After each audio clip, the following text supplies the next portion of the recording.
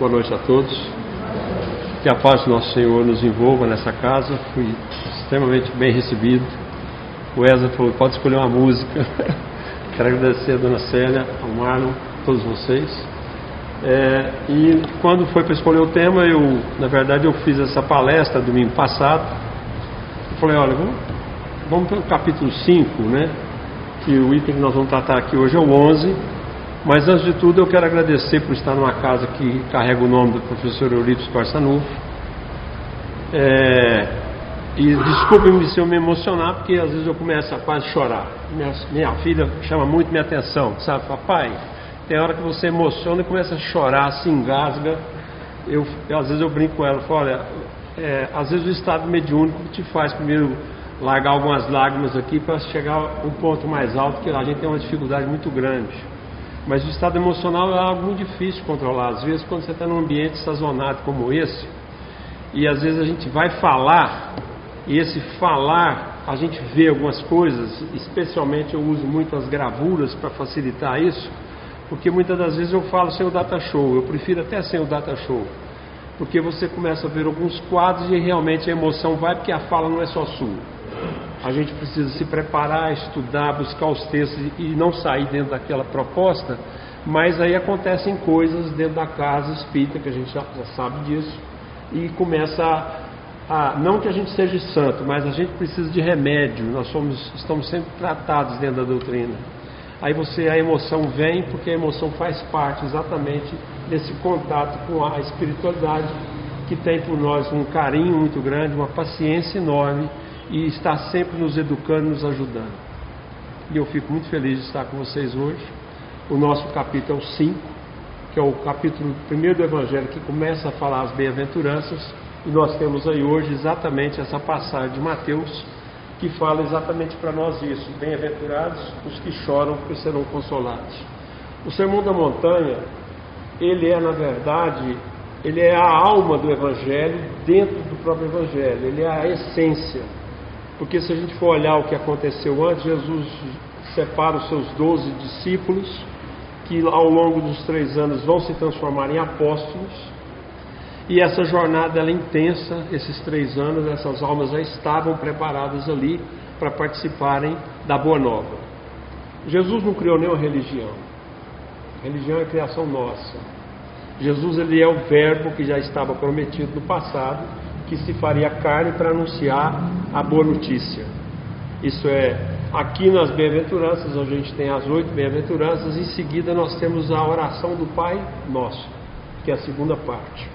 E no final as orientações àqueles que desejariam segui-lo, né? Vós sois a luz do mundo, sal da terra, e as perseguições que todos nós iríamos seguir. Mas na segunda fase, ali no Pai Nosso, a notícia é muito boa, extremamente boa. Porque até então eles conheciam Deus Senhor, Senhor dos exércitos, Senhor do povo escolhido. E aí nas bem-aventuranças, depois daqui, exatamente essa parte nós vamos tratar, Jesus vai para oferir a oração dominical, a oração do Senhor. E ali ele mudou tudo. Já não é mais Senhor, é Deus, Pai, e é Pai Nosso. Jesus nos aproximou demais e mostrou qual a relação que todos nós temos com o Criador. Nós somos filhos e, por consequência, irmãos. Esse nosso abrange toda a humanidade. Ela é cósmica, é universal. Então a alteração foi muito grande. Então quando ele começa a falar aqui, bem-aventurados os aflitos, ou felizes os aflitos, ou os que choram, porque serão consolados, e em seguida ele nos fala, bem-aventurados os que têm fome e sede de justiça, porque serão saciados. E bem-aventurados os que sofrem perseguição pela justiça, porque o reino dos céus é para eles. Então, na verdade, ele diz tudo isso aí para aquelas pessoas sofridas, somos nós, na verdade. Toda aquela geração de pessoas vai se renovando e aumentando na face da terra. Ele avisa que nós somos felizes por passar por essas situações aqui, porque essas situações são espirituais, mas são éticas. A gente vai vivenciar dia a dia as aflições, e agora ele vai mostrar exatamente a consolação. Então o Sermão da Montanha, ele realmente é toda a essência do Cristo, e tudo que ele fala aqui para nós, ele vai vivenciar. Nós sabemos da perseguição dele já como bebê. Nossa Senhora e São José tiveram que sair para o Egito, que eles mataram um monte de criancinhas. a história da própria chegada de Jesus, já vem com essa barbárie em cima da Boa Nova. Então ele conhecia muito bem isso, as relações éticas, mas ele nos dá o consolo. O que é o consolo? É a notícia nova. O reino de Deus está em nós, dentro de nós, nós somos filhos de Deus. Aí a gente vai transcender e começar a sair do eixo da terra, porque há uma união entre a terra e o céu. Pai nosso que estais no céu, santificado seja o vosso nome. Venha a nós o vosso reino, assim na terra como no céu. Então está tudo sob a guarda de Deus. E a gente precisa se enxergar, precisa se perceber, precisa viver isso como filhos. E suportando as aflições, que não é por causa de castigo de Deus. Ele nunca nos castigou. Ele nos dá a oportunidade do recomeço. Então está aqui exatamente esse item 11, sobre o esquecimento do passado. Hoje a gente já vê alguns psiquiatras, psicanalistas, psicólogos que já iniciam a terapia de vidas passadas. O Dr. Brian Weiss, lá nos Estados Unidos, aquele livro que é um best-seller, Muitas Vidas e Muitos Mestres. Há uns 10 anos atrás eu comentei esse livro. Meu colega Juquinha chegou, viu o livro, foi Spine. Quando ele quer ler um livro, às vezes ele fala assim, lê para mim, faz a palestra, depois ele lê o livro, sabe? E eu ganho primeiro, né? Porque eu fiz a leitura do livro. Aí você verifica um médico, um professor, um PhD da psicanálise americano, agnóstico, não tinha crença nenhuma, e ele consegue iniciar a terapia de vida passada, e já na conclusão do livro ele fala para nós, no final do livro, quem já leu sabe, que ele não recomenda esse tipo de tratamento não tradicional. Por quê? Porque o Emmanuel nos fala que não é uma terapia que nós ainda desenvolvemos. No plano espiritual, alguns espíritos, professor Eurico Barçanufo, Dr. Bezerra, todos eles sabem lidar com isso, mas eles estão no outro estágio de evolução muito superior à nossa. A ciência deles já está avançada há alguns séculos adiante da nossa, e aos poucos a nossa ciência vai chegar a isso. E aqui no nosso texto mostra exatamente o Espírito da Verdade nos dizendo o porquê do esquecimento do passado. Vejamos o que está colocado pelo Espírito da Verdade. É em vão que se objeta o esquecimento como obstáculo no sentido de se possa aproveitar a experiência de existências anteriores. Se Deus julgou conveniente lançar o véu sobre o passado, é porque isso devia ser útil. Com efeito, essa lembrança teria graves inconvenientes. Poderia, em certos casos, nos humilhar estranhamente, ou exaltar o nosso orgulho. É por isso mesmo, entravar o nosso livre-arbítrio em os casos, traria uma perturbação inevitável nas relações sociais. E ele segue dizendo, o espírito, nessa figura que nós estamos vendo ali, esse que está em branco, na verdade, o esqueminha, na verdade, aquilo ali é a alma, porque a alma não tem forma. O espírito tem, o que Allan Kardec nos define isso. O espírito é a alma revestida do seu perispírito, que está em verde. E quando estamos encarnados, nós somos esses 3 elementos. Nós precisamos conhecer isso, porque ao conhecer o perispírito, a natureza dele, e hoje nós já temos revelado 18 propriedades do perispírito, a gente vai entender as relações do plano físico com o plano espiritual. Nós vamos conhecer a ciência que está por trás disso na mediunidade, no passe de cura, na assistência da sala mediúnica, no socorro mediúnico e num próprio ato de palestra que você vai verbalizar uma situação dessa, e aqui os espíritos invisíveis estão trabalhando para nós, agindo em todos nós, e eles vão trabalhar os 3 elementos. A nossa essência, o que nos anima, que é a nossa alma, revestida do perispírito, ora, ela é o elo formador do nosso corpo, que nós ocupamos esse veículo. Então ele fala lá, o espírito renasce frequentemente no mesmo meio em que viveu e se acha em relação com as mesmas pessoas, a fim de, eu não coloquei em negrito por um acaso, a fim de reparar o mal que lhes fez. Todo o processo reencarnatório nosso é o ato de justiça divina conosco, nos dando uma oportunidade no recomeço, de reparação, de reconciliação, de remissão. Remissão de pecado. O que é pecado? Quando eu era menino ainda católico, fazendo catecismo, eu quase deixei minha professora de catecismo maluca, porque eu cheguei para ela um dia e falei, professor, o que é pecado? A menina se embaraçou toda e eu sempre buscava essa resposta. Encontrei ela em 1975, quando eu abri o Livro dos Espíritos. A gente disse, tanto é que o Livro dos Espíritos, nós temos lá a lei de justiça, amor e caridade. São todas as leis divinas, estão ali. Então vai nos explicando. E exatamente quando a gente reencarna, é para reparar o mal que nós fizemos. Isso é, por não conhecer ou por conhecer, agravamos a nossa existência e precisamos reparar, precisamos retornar. Então o processo reencarnatório é uma bênção de Deus. É o ato de justiça de Deus para com o Filho e para nós, com todos que relacionam. E a gente costuma reencarnar próximo, porque a gente tem muitos débitos. Nós temos que consertar muitas coisas. Nós vamos fazer o quê? Se reconheces nelas as que odiou, talvez o seu ódio se revelasse. Em todos os casos, seria humilhado diante daqueles que houvesse ofendido. Em seguida ele fala: Deus nos deu para nosso adiantamento justamente o que nos é necessário e pode nos bastar, a voz da consciência e as nossas tendências instintivas, e nos tira o que nos poderia prejudicar. Então essa busca do passado não vai causar benefício nenhum para nós, porque o véu do esquecimento permite a gente reescrever a nossa existência nesse momento aqui agora. Porque agora a gente forma persona, uma nova personalidade. Mas fora do corpo físico nós somos um indivíduo que está ali somado todas as experiências das outras encarnações, e é por isso que Deus, em sua bondade e amor infinito, vem o véu do esquecimento. Tanto é que está ali o ódio, né? A gente pega André Luiz, quando pegamos lá os missionários da luz, o capítulo 13 lá do Segismundo, é um menino um espírito vai reencarnar ao lado de um pai que um dia ele assassinou. Aí a gente cai lá na oração de São Francisco, né? Que veja que é um tratamento. Senhor, fazei de mim um instrumento de vossa paz. Olha o tratamento.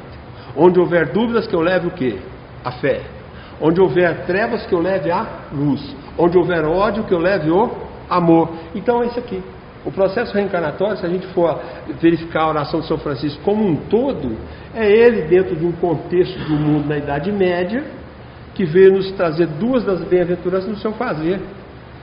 Os mansos herdarão a terra, e os pacíficos serão reconhecidos como filhos de Deus. Nós temos que ter paz dentro de nós mesmos, para a gente poder fazer um plantio melhor, reparando os nossos erros do passado. Então está aqui a explicação do Espírito da Verdade, o porquê e o motivo do esquecimento do passado. Ao ler isso, eu me lembrei exatamente dessa segunda parte do Livro dos Espíritos, e fui lá pesquisar, porque o Livro dos Espíritos é a filosofia da doutrina, está todos os demais livros que iriam surgir depois, Livro dos Espíritos, em seguida o Livro dos Médiuns, e depois o Evangelho segundo o Espiritismo e as demais. Mas lá no Livro dos Espíritos, na parte segunda, dá a volta do Espírito à vida corporal. São duas perguntas, e elas são extensas, mas nos trazem uma série de informações importantíssimas para a gente entender essa engenharia divina, celestial, para com cada um de nós. Então está ali, ó. Por que pede o Espírito encarnado a lembrança do seu passado? Não pode o homem e nem deve saber tudo. Deus assim o quer em sua sabedoria. Sem o véu que lhe oculta certas coisas, ficaria ofuscado, como quem, sem a transição, saísse do escuro para o claro. Olha a facilidade com que ele pega algo tão simples para nos explicar. Se a gente ficar no ambiente escuro e sair de uma vez lá para fora, nós nos adaptamos àquele ambiente. Agora, por que eu tenho necessidade de saber quem eu fui? Aqui é um mundo de provas e expiações. Nós não somos espíritos perfeitos. Os perfeitos a gente logo identifica. E olha o que eles sofrem, né? Olha o que o Chico passou. Olha o que Nosso Senhor Jesus passou. Olha todos os apóstolos. Né? Cada um deles, se a gente for estudar, avaliar a trajetória de todos eles, aqui todos foram perseguidos. Naquela época, então, pior ainda. Por aqui, eu citei o Chico, que a gente sabe as dificuldades do Chico. O professor Eurico Passanuco viveu 44 anos em Sacramento. Diante da pandemia, qual foi a opção dele? Ficar ao lado das pessoas. Desencarnou na gripe espanhola. Um homem jovem, extremamente inteligente, um homem de gênio, mas ele dedicou a vida por um propósito maior, que era a luz do Evangelho, um educador excepcional, um homem, mas sofreu todas as dificuldades, como nós. Não era perfeito, mas já estava num nível muito acima de nós e nos deu o exemplo. E ele fala que nós, esquecidos do nosso passado, ele é mais senhor de si. Por quê? Quando a gente se esquece? Porque nós vamos utilizar o quê? O nosso livre-arbítrio. A liberdade que nós alcançamos de escolher se eu sigo para lá ou para cá. Porque a gente sabe, quando a gente vai tomando um caminho do lado errado, alguma coisa nos alerta, é ou não é? chama-se consciência. É a presença de Deus em nós. É a presença do reino de Deus em nós. Nós temos vínculos imortais, eternos com o Criador. E a gente precisa se descobrir, se perceber como ser espiritual. A nossa essência espiritual. Por isso que eu pus o slidezinho lá dos 3. A alma, ligada ao seu perispírito, forma-se o espírito. E no nosso corpo físico, somos nós de volta aqui. Então é necessário esse esquecimento. E aqui ele segue dizendo, na questão 393, essa que é longa e a resposta é recheada de informações e instruções para nós. Olha aqui, no mesmo assunto, né? Como pode o homem ser responsável por atos e resgatar faltas de que não se lembra? Primeira pergunta. Kardec tinha essa dialética. Uma coisa puxava a inteligência do nível de Allan Kardec e amparado pelo Espírito da Verdade e toda a pleiade de Espírito em volta dele num novo momento da humanidade. Esse aqui é o ato do Consolador. Por isso que o Consolador fala para nós ali, bem-aventurados os aflitos, porque serão consolados. Olha quem está nos consolando. É o retorno da doutrina de Jesus num momento novo da humanidade, 1857 anos após. Isso é, há um amadurecimento nosso nesse ir e vir. Quantas encarnações tivemos? Ainda bem que não lembramos. E às vezes não passamos só por aqui, fomos em outros lugares fazer estágios para reparar mais para estarmos aqui. Então ele pergunta, né? Como pode também aproveitar a experiência de vidas de que se esqueceu? Segunda pergunta, né? Concebe-se que as tribulações da existência lhe servissem de lição, se recordasse do que tenha podido ocasionar, desde que, porém, disso não recorda, cada existência para ele como se fosse a primeira, e eis que então está sempre a recomeçar. Como conciliar isso com a justiça de Deus? Esse sempre recomeçar é a misericórdia de Deus para conosco. É o perdão infinito de Deus para nossos filhos. A gente lê isso aqui, aquele capítulo 10 lá do Evangelho, reconcilia-se o mais breve possível com o seu adversário enquanto estás a caminho. Qual que é o caminho? Do processo reencarnatório, que é para a reparação. A menina lá que ia ser lapidada porque foi pego em adultério, a menina, o adulto não estava lá. Aí a gente começa a verificar como é que era no momento de levantar. A mulher nem constava, só os homens, né? A moça estava lá, foi pega em adultério. Aí nós vamos verificar a inteligência de Jesus, a mente iluminada, né? Aí o que ele faz? Ele desmonta todo aquele teatro que iriam numa violência extrema, contrária ao que Moisés falou. E Moisés não ensinou isso para eles, não. Eles sempre foram deturpando, 14 séculos depois. E Moisés falou, não matarás.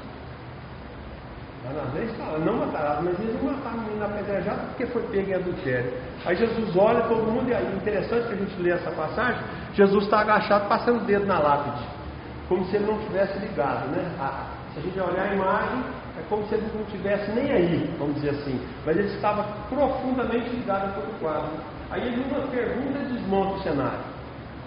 Estava lá todos os fariseus, e ele conhecia um por um. Dizem alguns comentaristas que ele escrevia o nome de cada fariseu que estava ali. Aí ele faz aquela pergunta, né? Quem nunca pecou, isso é, quem nunca cometeu um erro conforme as leis, atira o quê? A primeira pedra, é o livre-arbítrio, é usar o livre-arbítrio. O que acontece? O próprio texto nos fala, primeiro saem os mais velhos, os mais novos. Os mais velhos tinham muito mais pecado, estavam com muito mais hipocrisia, então vai sair primeiro os mais velhão, e aí sai os últimos. Fica só ele, a menina. Olha a lei cósmica do perdão. É lei cósmica. Minha filha, alguém te condenou? Filha. Ele chama ela de filha, era moço de 33 anos. Não, senhor, ninguém. Aí ele, como ele esclareceu para ela as relações sociais e éticas daquele momento, é a consolação. Ela estava em aflição, ela ia perder a vida naquele momento. Aí o Consolador prometido, trazendo o consolo, a riqueza dos processos espirituais cósmicos para ela. A libertação pelo perdão. Então vai e não peques mais. Isso, ela passou a tomar conhecimento e ele lhe deu a nova oportunidade de começo. Então é assim que é o Evangelho.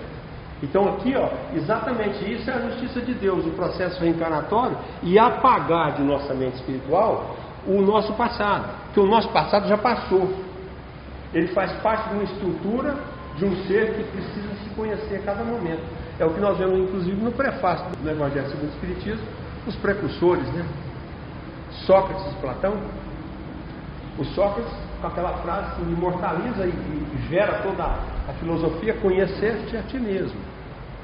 E em seguida Platão vem depois nos o mito da caverna, né? Quem vai estudar aquilo lá, você vai ver o que é o mito da caverna. Ele vai mostrar o mundo das ideias, que é o mundo espiritual, o mundo real, da onde nós somos oriundos, mas nós estamos reencarnados, nós estamos num corpo que apaga a memória, que é como se fosse a caverna. E a gente fica vendo imagens que nos são colocadas e ficamos iludidos pela vida material. Mas vem alguém e nos retira da caverna, porque nos chama lá para fora. Aí você sai de dentro de si mesmo, eu conheço a ti mesmo, que é o mito da caverna. É o Kardec estendendo a mão, através do cristianismo revivido, e nos tirando para fora, isso é para que você possa ter a liberdade de consciência, expandindo o seu conhecimento ao máximo.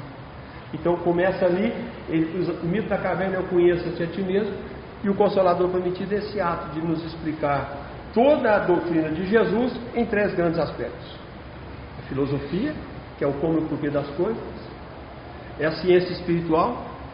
Nós morremos?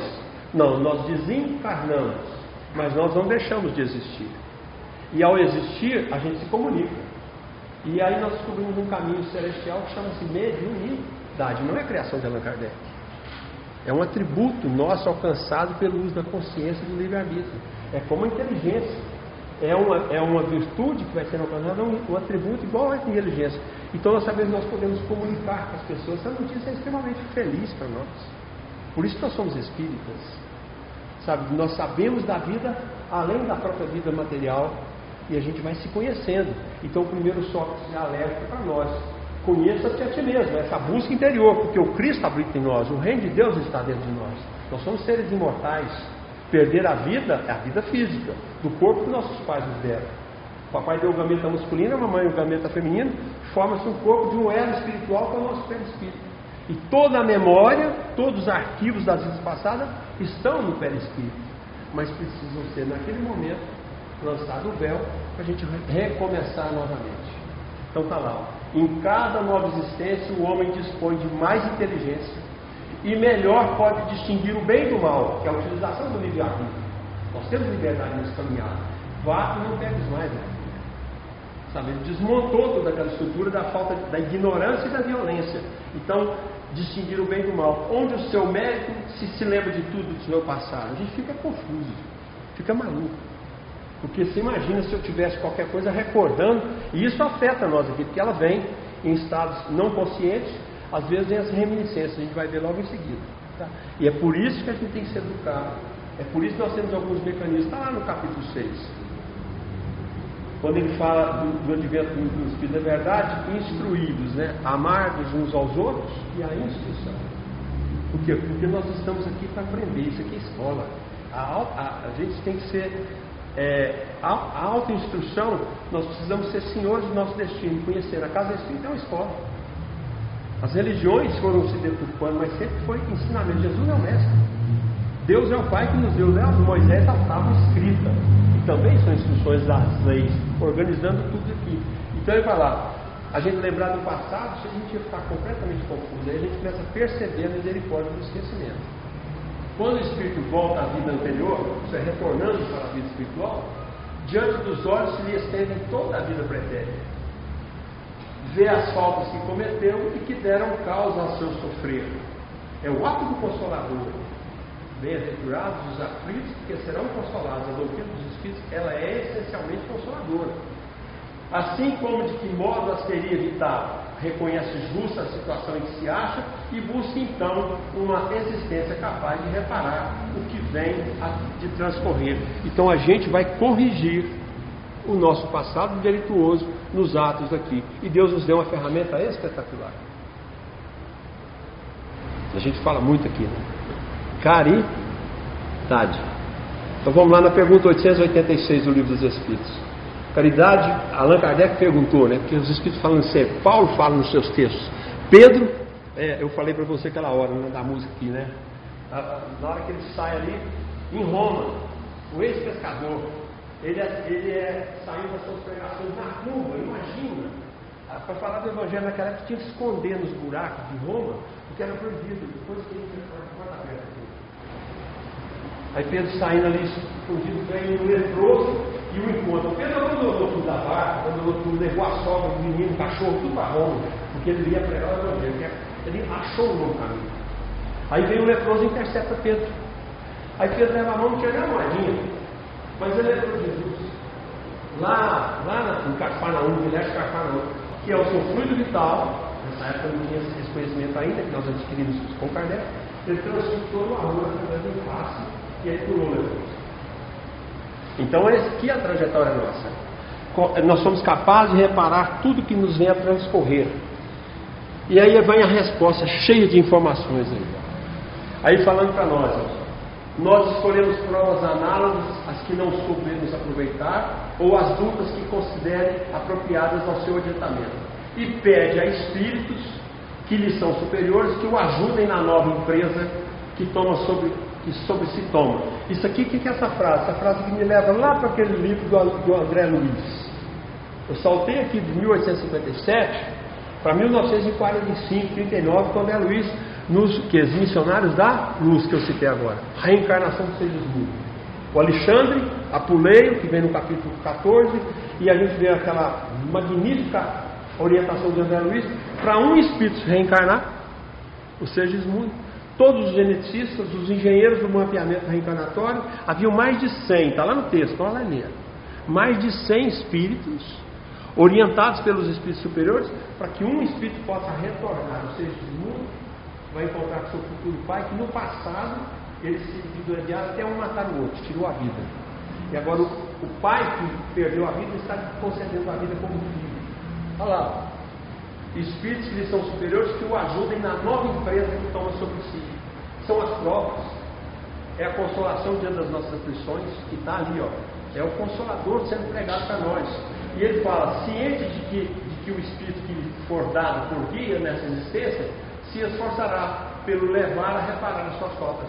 E a gente vem para cá, cada um carrega seu anjo de guarda, um espírito para cuidar da gente, de nível superior a nós, em nível moral. É a coletânea de prece, o capítulo 28, da oração com o anjo de guarda. Lembra, é fácil. Tem o anjo de guarda, que é o único que veio. Tem os espíritos familiares, que são afins, que ficaram de lá. Na presença do pai e a mãe aqui. Os irmãos que vão vir, a família. Olha o tanto de gente que nos acolhe. Tem os espíritos afins, os familiares, que às vezes é afim na profissão que a gente adquiriu. E tem até aqueles que estão ali esperando que a gente dê uma vacilada na vigilância e vai nos dar uma rasteira, os nossos queridos irmãos obsessores. Porque se não fossem eles no mundo de prova de expiação, o que você faz? Como é que adianta? Então você tem que aprender a conhecer-se a si mesmo e saber dos débitos do passado, e eles estão no caminho presente. É a oração com o anjo de guarda que está explicado pelo Espírito de Verdade nessa natureza, o prefácio, que é uma joia. E ali ele pede exatamente um espírito que vai nos ser dado como guia nessa existência e se esforçará pelo levar a reparar as suas faltas, dando-lhe uma espécie de intuição. Essa palavra não me fez, nós vamos falar em seguida, tá? A inquieto que incorreu. Tendes essa intuição no pensamento, essa parte invisível nossa, mas que tem peso, densidade específica, tem coloração, e os espíritos conseguem até ler. Quando você pensa, no Emmanuel nos fala do próprio livro, na oração, tem a oração do justo. Esqueci agora, são 1950, 149, no culto da prece, o Emmanuel tem uma frase fantástica lá, quando ele fala do ato de orar e do pensamento. Como pensas, viverás. Os nossos pensamentos são paredes que nos enclausuram ou asas que nos libertam. Então, se eu ficar pensando em doença, se eu ficar pensando em desânimo, se eu desacreditar nas coisas, eu vou criando uma parede que me cerca e eu me deprimo. Eu não vejo um mundo em minha volta. Agora, quando eu começo a orar, a pensar em Deus, a elevar meu nível de pensamento, meu campo vibracional, as asas aparecem. Sabe? Então, está ali. Então, tens essa intuição no pensamento e o desejo criminoso que frequentemente nos assalta. Quantos de nós agora, inclusive nesse período agora que nós passamos essas turbulências aí, de partidos, essa coisa que ficou polarizada, né? E às vezes as pessoas vão tomando uma raiva, um ódio, para que isso? Para que isso? Não é esse o sentido. E às vezes ali é o gatilho para fazer com que você seja tentado, né? Então está lá, ó. Instintivamente resistir. A gente sabe quando está indo no caminho errado. Você tem isso dentro de si, né? atribuindo as mais das vezes essa resistência aos princípios que recebeste dos vossos pais. Olha o tanto que é importante a educação que a gente recebe no lar. A educação que a gente dá para os nossos filhos. Isso vai para frente, segue adiante. Dentro de nós, que ficou registrado é a primeira escola. É das 4 paredes. Então aqui também está se falando do lar. E ele fala, quando é a voz da consciência que vos fala, essa voz que é a lembrança do passado, está registrada em nós, vos adverte para não recairdes nas faltas que já fizestes culpados. Em uma nova existência, se sofre com coragem aquelas provas e resiste. O espírito se eleva e ascende na hierarquia dos espíritos ao voltar para o meio deles. Então, quanto mais a gente lutar, essa luta interior, com certeza a gente vai vencendo a nós mesmos. Não tem inimigo externo. O inimigo está dentro de nós. Porque a hora que a gente começa a se enxergar, você consegue aliviar suas relações diante das outras pessoas, por mais que nos ofendam. Então, se te der, aí cai também Jesus ali, ó. O que ele fala para nós quando alguém te dá um tapa na face? Que a gente dê o outro lado. Se te tomarem o manto, entregue também a túnica. Não revide o mal com o mal. Se te obrigam a andar 1000 passos, esteja disposto a andar até 2000 passos. É fácil viver com Jesus? Não é mesmo. Mas é por isso que a gente tem a oração, tem esse conhecimento espiritual nosso, para a gente caminhar, porque torna-se leve quando a gente passa a fazer isso. Vira um ideal, vira um arbusto. E começa lembrando daquela passagem lá. Nós somos filhos de Deus. Somos seres eternos. Então tem que dar certo e vai dar certo. Nem que tiver que repetir a lição. Apaga-se tudo e começa de novo. É assim. É lento e gradualmente que as coisas de Deus chegam até nós. Aí fechando. Não temos, é certo, durante a vida corpórea, lembrança exata do que fomos e do que fizemos em anteriores existências. Mas temos de tudo isso de novo, a intuição. O que será a intuição? Agora mesmo eu vou fazer um comentário sobre isso. Sendo as nossas tendências uma reminiscência do passado e a nossa consciência, que é o desejo de experimentarmos, de não rescindir nas faltas já cometidas, nos concita a resistência àqueles pendores. Fechou a pergunta. Respondeu tudo. Aí na intuição. Isso aqui, lá na casa que eu sou oriundo, eu faço a parte de estudo com os médios de mediunidade. E eu sempre apresento essa definição aqui da intuição como uma ponte. Isso aí quem nos dá esse ensino, vocês já devem conhecer, o professor Carlos Torres Pastorinho, que tem aquele livrinho que é o best-seller dele, Minutos de Sabedoria, mas ele tem 8 livros, chama Sabedoria do Evangelho. Isso aqui está no primeiro livro, que ele nos fala da intuição. Ele compara a intuição como uma ponte. Ele diz para nós, podemos definir a intuição como o contato que se estabelece entre a mente espiritual, está lá, a individualidade, eu desencarnado, Luiz Eugênio. Na hora que eu desencarnar, o Luiz Eugênio, o nome, vai lá para o túmulo, né? Fica lá na lápide. Aí eu vou retornar ao plano espiritual. Eu vou chegar lá, se eu me manifestar espiritualmente com algum parente, meu irmão, minha mãe, meu filho, meu neto, eu vou me apresentar com essa aparência, que foi o corpo que eu ganhei. Mas são muitas outras atrás. Daí está lá no capítulo do livro dos Espíritos, quando fala da identidade. Você imaginou? Você está numa sala mediúnica, aí um irmãozinho nosso incorpora a determinado espírito, ele fala, sou Paulo de Tarso. Isso é fundamental, porque você identifica um espírito pelo teor da mensagem, jamais pela forma. Porque o corpo físico já foi, ficou a essência. Então a individualidade é a essência espiritual. Então eu posso chegar, se alguém conviveu comigo muito tempo, eu falar que sou o Luiz Eugênio, mas eu vou ter que dar uma prova para ela. É o que acontecia com o Chico Xavier. Né? As mãezinhas recebiam as cartas lá, aí o menino, a menina, ou o pai, ou o filho, dava uma coisa que era da intimidade deles. Ah, não tem como não chorar, tem, velho. Toca no fundo do coração aquela vivência que só os dois compartilharam. Tem que tomar muito cuidado também, tá? A vidência é uma mediunidade muito complicada, porque tem espíritos muito inteligentes, mas maldosos, que conseguem moldar o seu perispírito. Isso chama plasticidade. Tem espíritos das trevas, magos negros por aí, que conseguem disfarçar. E tem espíritos que chegam como grandes conhecedores na sala mediúnica, por isso que você tem um dialogador, no que vai doutrinar, você vai conversando ali, você precisa dialogar para você conhecer o plano espiritual. Já é pouco dar uma interpretativa. Eu confundo um pouco esse Não, ectoplasma é energia, não é o perispírito. Ligado à energia vital. Tem mérito específico nisso. Então, voltando lá, quando você desencarna, você volta, você é a individualidade. E o intelecto é a personalidade. Então, eu aqui, no meu corpo físico, eu estou usando o meu intelecto. Eu sou um indivíduo, mas momentaneamente esquecido de todo o meu passado, então eu apresento a persona. Luiz Eugênio, é o nome que meus pais me deram. Tá? A dona Célia, lá na frente. Então, essa é a persona de agora. Desencarnada é igual à individualidade. Em outras palavras, é o afloramento do superconsciente no consciente atual. Meu Deus, confundiu tudo agora, né? Intuição é isso, essa ponte. Eu tenho experiências no meu passado que estão apagadas, não precisa lembrar, mas isso aqui utiliza-se aonde? Lá na sala mediúnica, utiliza no momento de estudo. Quantos livros vocês já leram?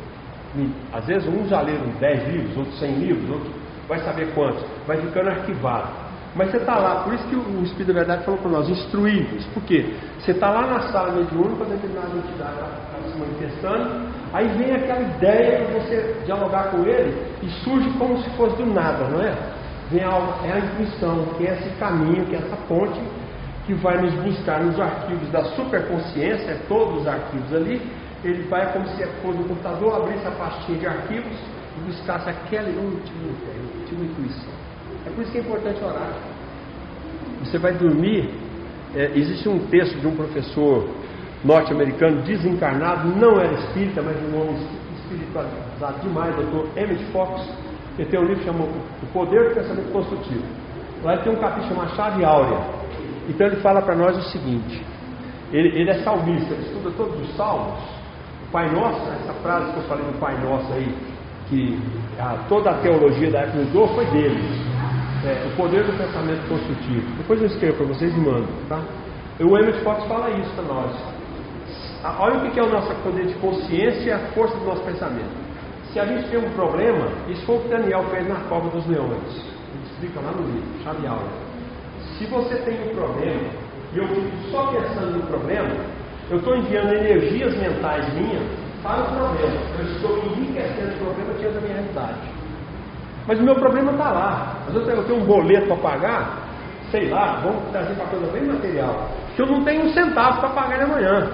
E estou ficando maluco, não durmo, deixo a mulher inquieta, os meninos também, fico nervoso com os filhos, aquela coisa horrorosa, entendeu? Mas por quê? Porque você está jogando toda a sua energia mental no problema.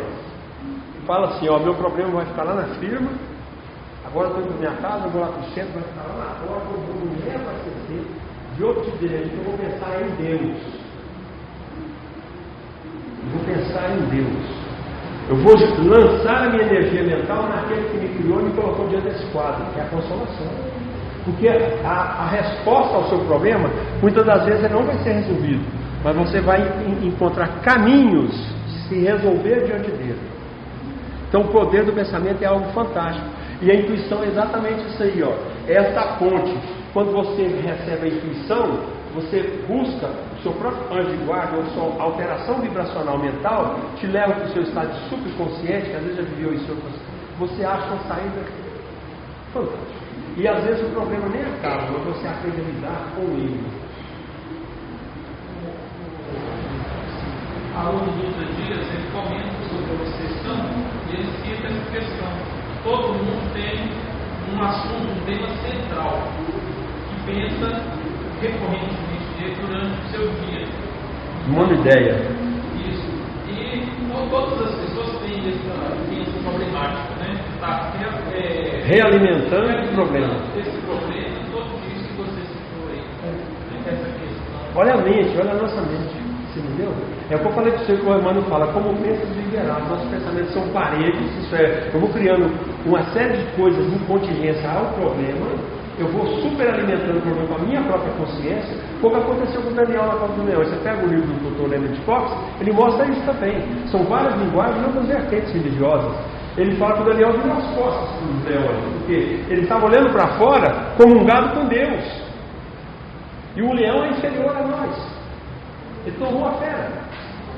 São Francisco, eu falei de São Francisco, eu não posso falar que eu tenho quase certeza que eu sou um ex-franciscano por aqui, e cometi muito erro como franciscano, mas o São Francisco, aquela bondade, o bem, o amor de São Francisco, E a gente vê o professor Eurípides também, por esse lado, tem gente que até confunde o professor Eurípides com ele, eu acredito que não seja, pela própria história do cristianismo, mas isso é outro caminho.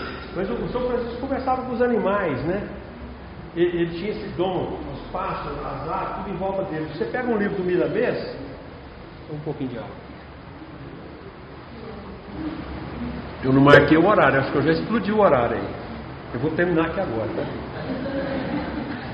Eu empolgo. São Francisco, no livro do Miramês, São Francisco, você pega o prefácio é fantástico. Você vai entender o que nós estamos vendo hoje, esse contexto que está fazendo na rua. Mas ele, quando ele foi, ele era um cara, eu tento seguir o caminho dele, dentro da minha possibilidade. Ele era um homem da oratória. Era um menino de 18 anos que morreu com 90 anos lá na ilha de Patmos. Ele tentava matar o cara e não conseguia. Tamanho poder de mente que ele tinha. Participou junto com Jesus lá da transfiguração do Tabor. Então, eles levam ele para Patmos. A Patmos era pedra, era uma areia vulcânica, não tinha nem ar. Aí ele pegava, ele sabia do poder da palavra. Aí ele começava como se estivesse falando do Evangelho para as energias cósmicas, para o prana. Ele estava longe de Roma, ele estava distante de Éfeso, que era a casinha que ele pregava. Eu estou falando dos dois, porque João, depois que São Francisco, exatamente, João Evangelista, depois volta como São Francisco 1000 anos depois, está vendo? Está lá no prefácio. Aí ele pregava e os peixes vinham na sua d'água, as aves vinham até ele, porque eram seres animais interiores, mas que sentiam aquela vibração de construção de harmonia em volta. Aí depois ele desencarna naquela época, 90 anos, 1000 anos depois ele volta. E ele manteve esse dom dele, era o superconsciente dele, através da intuição, falando da consciência agora de Francisco. Boa sua pergunta, a sua vida foi 10. Tá? Porque é isso, nós somos isso, somos seres espirituais. E reencarnam junto de outros, e às vezes afloram as coisas e você continua fazendo trabalhos que não dão tempo de terminar de dar. Eu vou só encerrar com uma coisinha, eu sei que passei, nem vi isso, você desculpa, tá? Esses dois livros aqui, Os Dragões e da Dona Ivone Pereira, Memória do Suicídio. Eu acredito que alguns de vocês tenham lido. No livro Dos Dragões, a Dona Maria Modesta, que é a fundadora do Sanatório Espírita de Uberaba, está lá dentro do Hospital Esperança com o professor Eurípides, doutor Bezerra, no plano espiritual, acolhendo os espíritas que faliram e outros religiosos para poder voltarmos e corrigirmos os nossos erros aqui. Ela, num processo dentro do sanatório, cuidando de um espírito chamado Matias, que havia sido seu filho, quando ela era rainha da França, a Catarina de Médici, e seu filho Carlos IX, que foram os dois promovedores da famosa noite de São Bartolomeu, como um arraso de matança dos católicos com os huguenotes, que eram os evangélicos. E ela cuidando desse espírito, que era um dragão, na licantropia ele transformou-se em espírito nessa imagem horrorosa. Ele estava em tratamento lá no Hospital Esperança e tentou de todas as maneiras derrubar o sanatório. Aí por que a gente tem que esquecer o passado? Diante do tratamento, então, Maria Modesta sentiu uma atração muito grande a princípio, sempre querendo ajudar. Um médium extraordinário que ela era, passou como doente do professor Eurípides em Sacramento, depois lá quando foi no hospital, está até hoje. Aí ela passa no leito de Matias e fala para Clarice, que é uma protetora de Nossa Senhora, que comanda todo o sanatório e o Hospital Esperança, os dois ligados. Ela fala do Matias. Aí a Clarice fala para ela, qual o sentimento que você tem por ele? Como se fosse meu filho. Ela, como espírito encarnado em desdobramento do plano espiritual, e o outro, o espírito ali, ela fala assim para ele: aproxima o seu frontal do frontal de Matias. Aí na hora que ela aproxima, a pituitária dela, o chakra frontal e o chakra frontal do Matias estava adormecido. Na hora que ela aproxima, ela faz um contato de alma para alma. E ela entra nos arquivos de superconsciência dele e se vê também como a rainha de França, que promoveu, através desse filho dela, sob influência nefasta, a matança da noite de São Bartolomeu. Então está aí o motivo. E aqui também, no Memórias do Suicida, todos os réprobos, aqueles que se suicidaram, as suas memórias estão apagadas lá no Hospital de Nossa Senhora, que é a colônia que Nossa Senhora acolhe todos os suicidas da face da terra. Não há abismo que a sua legião não desça para salvá-los. Olha o benefício da mãe santíssima. E é lá no hospital também dela que os espíritos lá, através de uma tecnologia avançadíssima, esse livro foi escrito em 1926 e esse outro aqui em 2009, mostrando os trabalhos psíquicos que são feitos por esses espíritos, sendo eles antigos dragões colocados no Matias, que vai voltar como médium, que a mediunidade é um escafandro para salvar, dando a oportunidade de resgatar os seus tetos. E lá, o Camilo, o ex-suicida português, os grupos portugueses, todos suicidas, todos eles são feitas regressões de memórias no plano espiritual, apresentando uma tela como essa, as outras suas reencarnações, e eles, na utilização do seu livro aqui, vão escolher, junto com os mentores que vão proporcionar a reencarne, as melhores provas. Olha que maravilha que são, eu estou citando só 2 obras. No plano espiritual eles têm tecnologias e mecanismos para fazer isso. Nós não temos, com a graça de Deus, porque nós viemos para recomeçar e o nosso recomeço precisa passar. Por isso que nós estamos fazendo aqui. Nos encontrarmos, hoje é a primeira vez que eu venho aqui, pessoas que eu até então fisicamente nunca vi, mas a gente precisa criar esse vínculo, tá? Que a gente possa renovar a nossa vida cada dia, cada passo, pela luz do Evangelho. Porque Jesus falou para nós o seguinte: grave, eu sei que vocês já conhecem essa frase. Eu sou o caminho, a verdade e a vida. E nenhum de nós irá até Deus, nosso Pai, senão através dele. O Evangelho é algo vivo, dinâmico, extremamente presente. E Jesus não está fisicamente estendido numa cruz aqui, porque ele já se fez iluminar dentro do coração de cada um de nós. Então, agradeço a oportunidade que me deram, desculpe pelo tempo, tá? E que nós possamos seguir toda a orientação do nosso Senhor em nós, nesse grupo fraterno que vocês são, em nome do nosso querido professor Olímpio Marcelino. Muita paz.